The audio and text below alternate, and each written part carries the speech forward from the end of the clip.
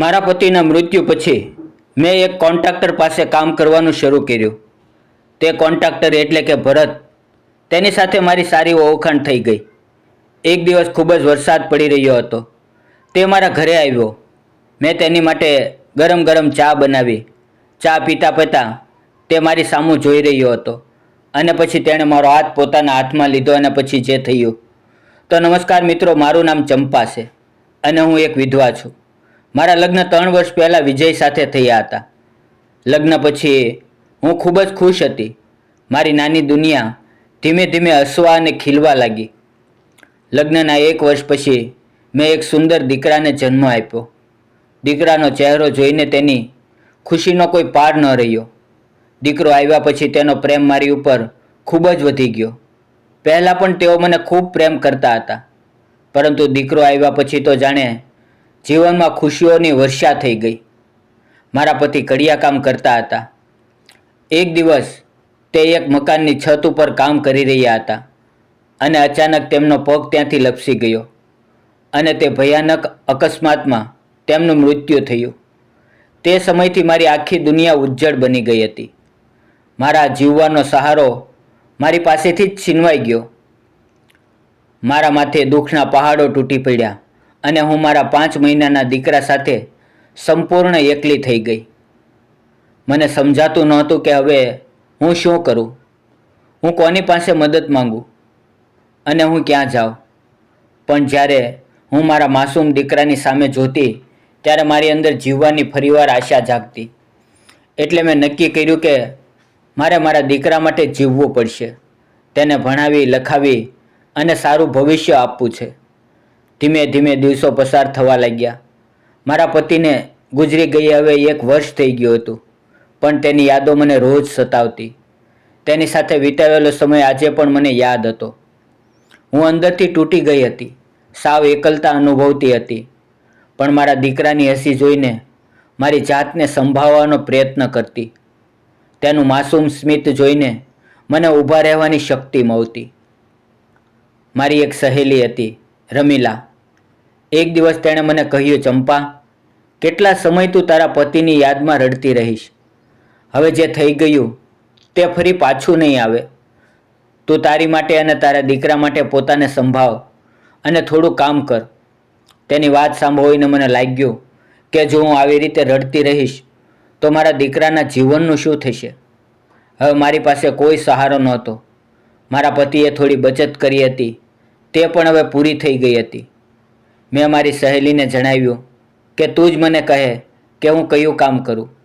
ત્યારે તેણે કહ્યું કે એક માણસ છે જે રસ્તાના કિનારે ફૂલઝાડ લગાવવાનું મજૂર રાખીને કામ કરાવે છે અને સારું મહેનતાણું પણ આપે છે. હું પણ તેની સાથે કામ કરું છું. જો તારે કામ કરવું હોય તો મારી સાથે ચાલ. મેં તેને કહ્યું, પણ હું મારા દીકરાને ક્યાં મૂકીશ? તો તે કહેવા લાગી કે મારા સાસુ ઘરે રહે છે. તું તારા દીકરાને મારા સાસુ પાસે મૂકીને મારી સાથે કામ ઉપર આવી જજે. મેં થોડું વિચાર્યું અને પછી તેની સાથે કામ ઉપર જવાનો નિર્ણય કર્યો. પહેલે દિવસે મારી સહેલીએ મને તે કોન્ટ્રાક્ટ માણસ સાથે પરિચય કરાવ્યો. તે કોન્ટ્રાક્ટરનું નામ ભરત હતું, પરંતુ બધા તેને મોટાભાઈ કહીને બોલાવતા. તે દેખાવમાં ખૂબ જ યુવાન અને સ્વભાવનો સારો માણસ હતો. અંદાજે તેની ઉંમર મારી કરતાં 2-3 વર્ષ મોટી હશે. તેણે મારું નામ અને બીજી વિગતો પૂછી અને લખી લીધી અને મને પગાર વિશે બધી માહિતી સમજાવી. અને પછી તેણે મને એ પણ શીખવાડ્યું કે કામ કેવી રીતે કરવું, કયો છોડ ક્યાં લગાવવો અને કેટલી દૂર લગાવવો, અને તેની સાથે કઈ કઈ વાતનું ધ્યાન રાખવું.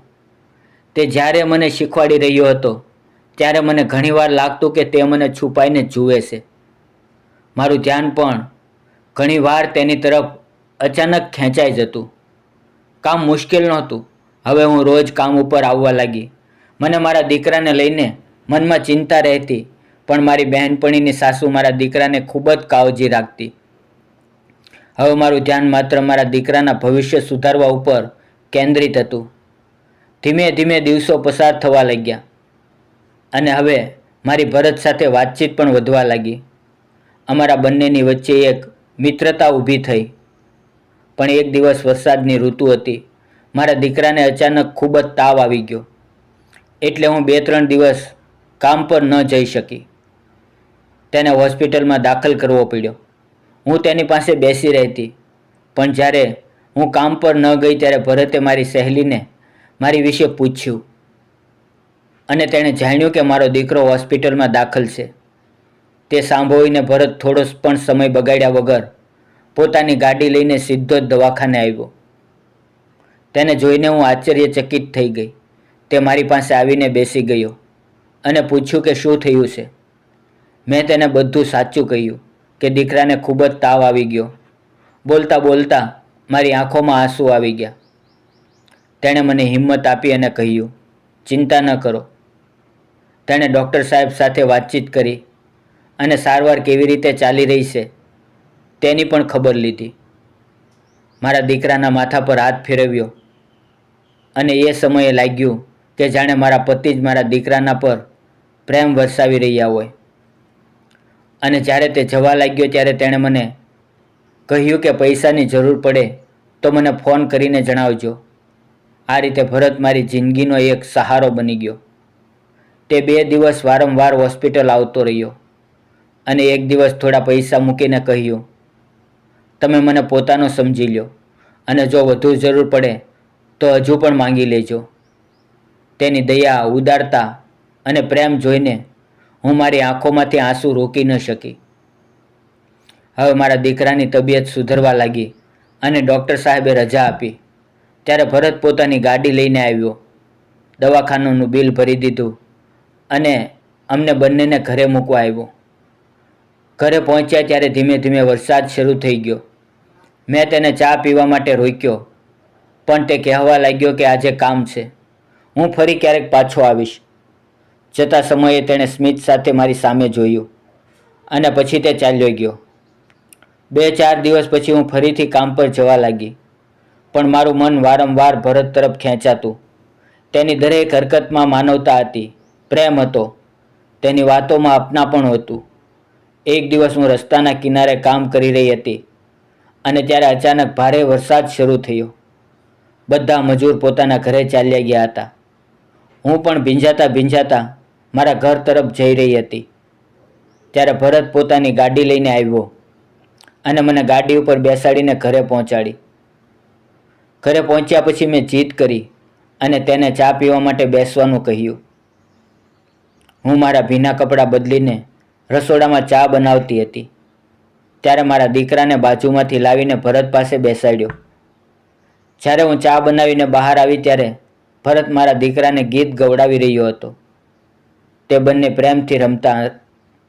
એ દ્રશ્ય જોઈને મારી આંખોમાં આંસુ આવી ગયા. અમે બંને સાથે ચા પીતા હતા ત્યારે મેં ધીમેથી પૂછ્યું, સાહેબ તમને મારી અને મારા દીકરાની આટલી બધી ચિંતા કેમ છે? તે થોડીવાર શાંત રહી પછી ધીમેથી બોલ્યો, 4 વર્ષ પહેલાં મારા લગ્ન રેખા સાથે થયા હતા. મારી પત્ની ખૂબ જ સુંદર અને સમજદાર હતી, તારી જેમ. અમારે પણ એક દીકરી હતી, પણ એક દિવસ અચાનક મારી પત્નીને ખૂબ જ બીમાર પડી અને મને એકલો જ છોડીને ચાલી ગઈ. અને થોડા જ મહિનામાં મારી દીકરી પણ મને છોડીને ચાલી ગઈ. ત્યારથી હું એકલો થઈ ગયો. હવે મને તારી અંદર મારી પત્ની દેખાય છે અને તારા દીકરામાં મને મારી દીકરી દેખાય છે. તેણે ધીમેથી મારા હાથ પર પોતાનો હાથ મૂકીને કહ્યું, મને તારા માટે લાગણી છે અને ખૂબ જ પ્રેમ છે. શું તું મારી સાથે લગ્ન કરીશ? હું તને અને તારા દીકરાને સ્વીકારવા તૈયાર છું. તેની આંખોમાં આંસુ હતા. હું થોડીવાર મૌન રહી, પરંતુ હું મારી લાગણીઓને રોકી શકી નહીં અને તેની સામે જોયું અને કહ્યું, મારે તમારો પ્રેમ અને તમારો સાથ બંને જોઈએ છે. અને થોડા દિવસ પછી મિત્રો અમે બંનેએ એક નાના શિવ મંદિરની અંદર લગ્ન કરી લીધા. હવે મારા દીકરાને એક પ્રેમાળ પિતા અને મને હંમેશા સાથ આપનારો પતિ મળી ગયો. આજે ફરીથી મારું ઘર, મારી દુનિયા ખુશી અને સંતોષથી ભરાઈ ગઈ. મિત્રો, આ વાર્તા આપણને શીખવે છે કે ભૂતકાળ કેટલો પણ દુઃખદાયી હોય, ભવિષ્ય હંમેશા આશાથી ઉજ્જવળ થઈ શકે છે. મિત્રો, વાર્તામાં આવેલા નામ, પાત્ર અને ઘટનાઓ કાલ્પનિક છે. તેનો કોઈ પણ વ્યક્તિ, જાતિ કે ધર્મ સાથે સંબંધ નથી. આ વાર્તા ફક્ત મનોરંજન અને શૈક્ષણિક ઉદ્દેશથી બનાવવામાં આવી હતી. મિત્રો, વિડીયો પૂરો જોવા બદલ આપ સૌનો ધન્યવાદ. જતાં પહેલાં કોમેન્ટ અને સબસ્ક્રાઇબ કરવાનું ન ભૂલતા. આવજો મિત્રો.